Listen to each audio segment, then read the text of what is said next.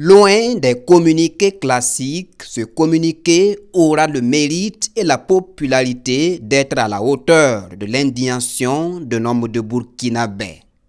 Répondant à la revue de presse africaine du mercredi 2 novembre 2022 de Radio France Internationale RFI, le gouvernement de la transition par cet acte officiel affirme son désapprobation de la façon dont cette revue de presse a été traitée.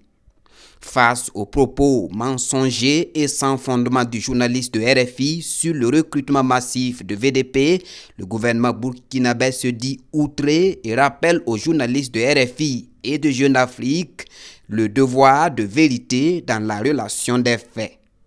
Le gouvernement rassure l'opinion nationale et internationale que l'opération de recrutement des VDP est soutenue par une mobilisation populaire, un peuple uni dans sa diversité. Le gouvernement condamne fermement le traitement cavalier et léger réservé à ce sujet sur les VDP par RFI et Jeune Afrique. Il reste cependant attaché à la liberté de presse et à l'expression libre des opinions, mais cela dans le respect de l'éthique et de la déontologie professionnelle des journalistes. Le communiqué signé par le ministre porte-parole du gouvernement est publié par Aujourd'hui Faso et l'ensemble des quotidiens. Et puis, à l'international, le procès sur le massacre du 28 septembre 2009 en Guinée intéresse les éditorialistes.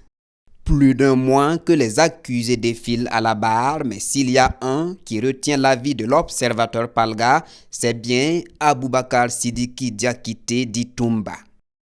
L'accusé emblématique à ce procès voulait noyer le tragique de la situation de 2009 dans l'hilarité d'un show médiatique de mauvais goût, écrit l'éditorialiste de l'Observateur Palga.